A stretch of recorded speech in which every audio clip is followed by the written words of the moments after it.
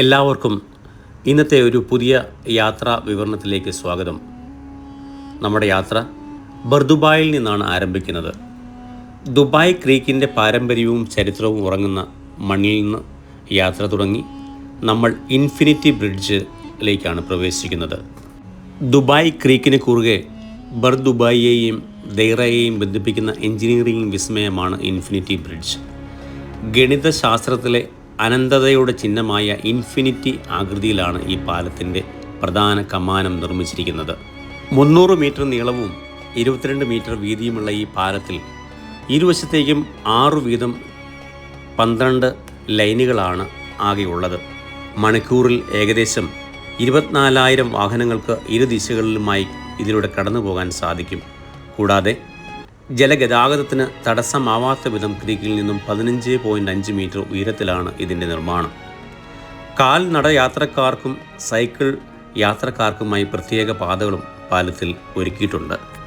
ക്രീക്കിന് കുറുകെ ബർദുബായിലെ ദൈറയെയും ബന്ധിപ്പിക്കാൻ തുടക്കത്തിൽ അബ്ര എന്ന പരമ്പരാഗത ജലയാത്രയെയാണ് ആൾക്കാർ ആശ്രയിച്ചിരുന്നത്.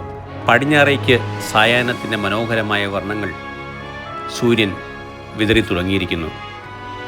മരുഭൂമിയിലെ മണലാരണ്യത്തിൽ നിന്ന് ആഗോള സമുദ്ര വ്യാപാരത്തിൻ്റെ കേന്ദ്രമായി ദുബായ് മാറിയതിന് പിന്നിൽ പ്രവർത്തിച്ച പ്രധാന സ്ഥാപനങ്ങളിലൊന്നാണ് ദുബായ് ഡ്രൈഡോക്ക്. ദുബായ് ഡ്രൈഡോക്കിൻ്റെ കപ്പൽ നിർമ്മാണ ശാലകളുടെയും വലിയ ക്രെയിനുകളുടെയും പശ്ചാത്തലത്തിൽ നിന്നാണ് നമ്മുടെ ഇന്നത്തെ യാത്ര തുടങ്ങിയത്. 1970കളുടെ തുടക്കത്തിൽ അന്നത്തെ ദുബായ് ഭരണാധികാരിയായിരുന്ന Sheikh Rashid bin Saeed Al Maktoum ആണ് ഇത്തരമൊരു ബൃഹത്തായ പദ്ധതി വിഭാവനം ചെയ്തത്. പേർഷ്യൻ ഉൾക്കടലിലെ ആദ്യത്തെ വലിയ കപ്പൽശാല എന്ന ലക്ഷ്യത്തോടെ ആരംഭിച്ച ഈ പദ്ധതിയുടെ നിർമ്മാണം 1983 പൂർത്തിയായി. പോർട്ട് റഷീദിന് സമീപം സ്ഥിതി ചെയ്യുന്ന ഈ ഡോക്ക് യൂറോപ്പിനും ഫാർ ഈസ്റ്റിനും ഇടയിലുള്ള ഏറ്റവും മികച്ച കപ്പൽ അറ്റകുറ്റപ്പണി കേന്ദ്രമായി വളരെ വേഗം വളർന്നു. നമ്മളിനി യാത്ര ചെയ്യാൻ പോകുന്നത് ദുബായിലുള്ള ഡിസംബർ 2 സ്ട്രീറ്റിലൂടെയാണ്. ചരിത്രപരമായ ദിവസത്തിൻ്റെ ഓർമ്മ നിലനിൽക്കുന്ന ഈ പാത UAEയുടെ ചരിത്രത്തിൽ വളരെ പ്രധാനപ്പെട്ടതാണ്. യൂണിയൻ രൂപപ്പെടുന്നതിന് മുൻപ് ദുബായ് ഉൾപ്പെടെയുള്ള ഓരോ എമിറേറ്റുകൾക്കും അവരുടേതായ പ്രത്യേക പതാകകൾ ഉണ്ടായിരുന്നു. എന്നാൽ 1971 ഡിസംബർ 2 എമിറേറ്റുകൾ ഒന്നായി യുണൈറ്റഡ് അറബ് എമിറേറ്റ്സ് എന്ന പുതിയ രാജ്യം രൂപം കൊണ്ട് അന്ന് UAEയുടെ ആദ്യത്തെ പതാക ഉയർത്തിയ യൂണിയൻ ഹൗസിന് തൊട്ട് അടുത്താണ് ഈ ചരിത്രപ്രസിദ്ധമായ തെരുവ് സ്ഥിതി ചെയ്യുന്നത്. അതിൻ്റെ ഓർമ്മയ്ക്കായി ഈ സ്ട്രീറ്റിന് ഡിസംബർ 2 സ്ട്രീറ്റ് എന്ന് പേര് നൽകി. പതാകയിലുള്ള 4 നിറങ്ങൾ രാജ്യത്തിൻ്റെ ധീരത, സമാധാനം, ഐക്യം, സമൃദ്ധി എന്നിവയെ സൂചിപ്പിക്കുന്നു.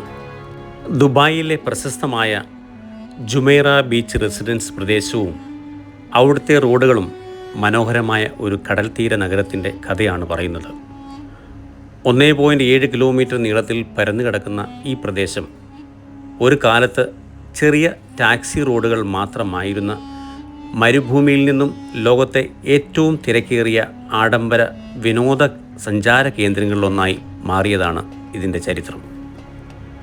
2000-ൽ ദുബായ് മറീനയുടെ നിർമ്മാണം ആരംഭിച്ചതോടെയാണ് ഈ പ്രദേശത്തിൻ്റെ വികസനം തുടങ്ങിയത്. 2002-ൽ ദുബായ് പ്രോപ്പർട്ടീസ് ആണ് ജുമൈറ ബീച്ച് റെസിഡൻസ് പദ്ധതി പ്രഖ്യാപിച്ചത്.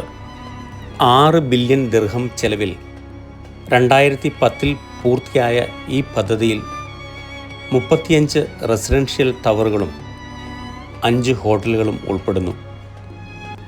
കടലിൻ്റെ പശ്ചാത്തലത്തിൽ മിയാമി, ഫ്രഞ്ച് റിവിയേര എന്നിവയിൽ നിന്ന് പ്രചോദനം ഉൾക്കൊണ്ടാണ് ഇത് രൂപകൽപ്പന ചെയ്തിരിക്കുന്നത്. ഒരു കാലത്ത് മരുഭൂമിയും മണൽത്തിട്ടകളും മാത്രമായിരുന്ന ഈ തീരദേശം ഇന്ന് ലോകത്തിലെ ഏറ്റവും ആഡംബരപൂർണമായ വിനോദസഞ്ചാര കേന്ദ്രങ്ങളിൽ ഒന്നായി മാറിയത് ദുബായിയുടെ ഇച്ഛാശക്തിയുടെ മികച്ച ഉദാഹരണമാണ്.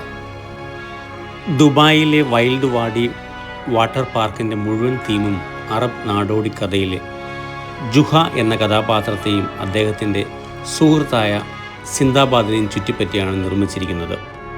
ജുഹയും ഭാര്യയും ഒരു ദിവസം കടലിലൂടെ യാത്ര ചെയ്യുമ്പോൾ ശക്തമായ കൊടുങ്കാറ്റിൽ പെടുകയും തുടർന്ന് ഒരു മാന്ത്രിക ദ്വീപിൽ എത്തുകയും ചെയ്യുന്നു.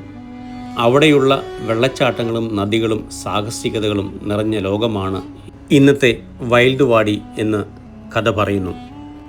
ദുബായിയെ ആഗോള ടൂറിസം ഭൂപടത്തിൽ അടയാളപ്പെടുത്തുക എന്ന ലക്ഷ്യത്തോടെ 1994 നവംബറിലാണ് ബുർജ് അൽ അറബിൻ്റെ നിർമ്മാണം ആരംഭിച്ചത്. പ്രശസ്ത ആർക്കിടെക്റ്റായ ടോം റൈറ്റാണ് ഈ പായ്ക്കപ്പൽ രൂപകൽപ്പന ചെയ്തത്. ജുമൈറ ബീച്ചിൽ നിന്ന് 280 മീറ്റർ അകലെ കടലിന് നടുവിലാണ് ഇത് സ്ഥിതി ചെയ്യുന്നത്. ആഡംബരത്തിൻ്റെ പര്യായമായ ഈ ഹോട്ടലിൻ്റെ ഉൾവശം അലങ്കരിക്കാൻ 24 കാരറ്റ് സ്വർണ്ണത്തകിടുകളാണ് ഉപയോഗിച്ചിരിക്കുന്നത്. ഹോട്ടലിലെ തൂണുകളിലും ലിഫ്റ്റുകളിലുമായി ഏകദേശം 1000 ചതുരശ്ര മീറ്ററിലേറെ വിസ്തൃതിയിൽ സ്വർണം പൊതിഞ്ഞിട്ടുണ്ട്. കൂടാതെ ഇവിടുത്തെ മുറികളെല്ലാം 2 നിലകളായാണ് നിർമ്മിച്ചിരിക്കുന്നത്. ഒരു കാലത്ത് അതിഥികൾക്കായി ഉപയോഗിക്കാൻ 24 കാരറ്റ് പൂശിയ ഐപാഡുകൾ നൽകിയത് ഉൾപ്പെടെ ലോകത്തെ ഏറ്റവും ചെലവേറിയതും ആകർഷകവുമായ താമസ അനുഭവമാണ് ബുർജ് അൽ അറബ് സഞ്ചാരികൾക്ക് സമ്മാനിക്കുന്നത്. ബുർജ് അൽ അറബിൻ്റെ ജനലുകളിൽ നിന്നോ ബാൽക്കണിയിൽ നിന്നോ നോക്കുമ്പോൾ കാണുന്ന കാഴ്ച അവിശ്വസനീയമാണ്. അതിവിശാലമായ അറേബ്യൻ ഉൾക്കടലിൻ്റെ അനന്തമായ നീലിമയും സൂര്യാസ്തമയ സമയത്ത് ആകാശത്ത് വിരിയുന്ന വർണ്ണങ്ങളും ഈ കാഴ്ചയെ മാന്ത്രികമാക്കുന്നു. ഈ കാഴ്ചയെ ചുറ്റിപ്പറ്റി ദുബായിൽ ഒരു ചെറിയ കഥ പ്രചാരത്തിലുണ്ട്. ഒരിക്കൽ ലോകം ചുറ്റി നടന്ന് ക്ഷീണിച്ച ഒരു വൃദ്ധനായ നാവികൻ ദുബായ് തീരത്തെത്തി. തൻ്റെ പഴയ പായ്ക്കപ്പലിൽ കടലിലേക്ക് നോക്കിയിരുന്ന അദ്ദേഹത്തിൻ്റെ കണ്ണുകൾ പെട്ടെന്ന് സമുദ്രമധ്യത്തിൽ തിളങ്ങി നിൽക്കുന്ന ബുർജ് അൽ അറബിൽ ഉടക്കി. കടലിൽ യാത്ര ചെയ്യുന്ന തൻ്റെ പഴയ കപ്പൽ കാലത്തിൻ്റെ മാറ്റത്തിൽ ആകാശത്തേക്ക് ഉയർന്നു നിൽക്കുന്ന ഒരു സ്വർണ്ണ ഗോപുരമായി മാറിയതാണോ എന്ന് അദ്ദേഹം ഒരു നിമിഷം സംശയിച്ചു.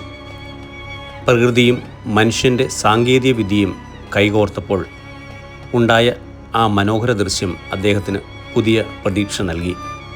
കടലും ആകാശവും ഒന്നായി ചേരുന്ന ഈ കാഴ്ചയിൽ ദുബായ് നഗരത്തിൻ്റെ വളർച്ചയും പഴയകാലത്തെ പാരമ്പര്യവും ഒരുപോലെ ഒത്തുചേർന്നതായി അദ്ദേഹം മനസ്സിലാക്കി. ഞാനും എൻ്റെ ഫ്രണ്ട് വിജുവും ദുബായിലെ ലിമോസിൻ സർവീസിൻ്റെ ആഡംബര കാറുകൾ നോക്കി കുറേ നേരം നിന്നു. ദുബായിലെ ലിമോസിൻ സർവീസുകൾ ആഡംബരത്തിൻ്റെയും സുഖ സൗകര്യങ്ങളുടെയും പര്യായമാണ്. ഉയർന്നു വന്ന VIP യാത്രാ ആവശ്യങ്ങൾ നിറവേറ്റാനാണ് ആഡംബര കാറുകൾ ഉപയോഗിച്ച് ലിമോസിൻ സർവീസുകൾ ആരംഭിച്ചത്. തുടക്കത്തിൽ ഹോട്ടലുകളും വിദേശ കമ്പനികളും മാത്രമാണ് ഇത്തരം സേവനങ്ങൾ ഉപയോഗിച്ചിരുന്നതെങ്കിൽ പിന്നീട് ദുബായ് ടാക്സി കോർപ്പറേഷനും മറ്റ് സ്വകാര്യ കമ്പനികളും ഈ രംഗത്തേക്ക് കടന്നു വന്നു. ഇന്ന് ലോകത്തെ ഏറ്റവും മികച്ച യാത്രാ അനുഭവങ്ങൾ നൽകുന്നതിൽ മുൻപന്തിയിലാണ് ദുബായ് ലിമോസിൻ സർവീസുകൾ. ഉയർന്ന നിലവാരമുള്ള ഡ്രൈവർമാരും മെർസഡീസ്, റോൾസ് റോയ്സ് തുടങ്ങിയ ആഡംബര കാറുകളും ഇതിനായി ഉപയോഗിക്കുന്നു. ദുബായിൽ കടൽ നികത്തി ഈന്തപ്പനയുടെ ആകൃതിയിൽ നിർമ്മിച്ചിരിക്കുന്ന കൃത്രിമ ദ്വീപുകളാണ് പാം ദ്വീപുകൾ. അടുത്ത എപ്പിസോഡുകളിൽ നമുക്ക് ജുമൈറ പാം ദ്വീപുകളിലൂടെ സഞ്ചരിക്കാം. വീണ്ടും കാണുന്നതുവരേക്കും എല്ലാവർക്കും നന്ദി. Please subscribe and share. Thank you.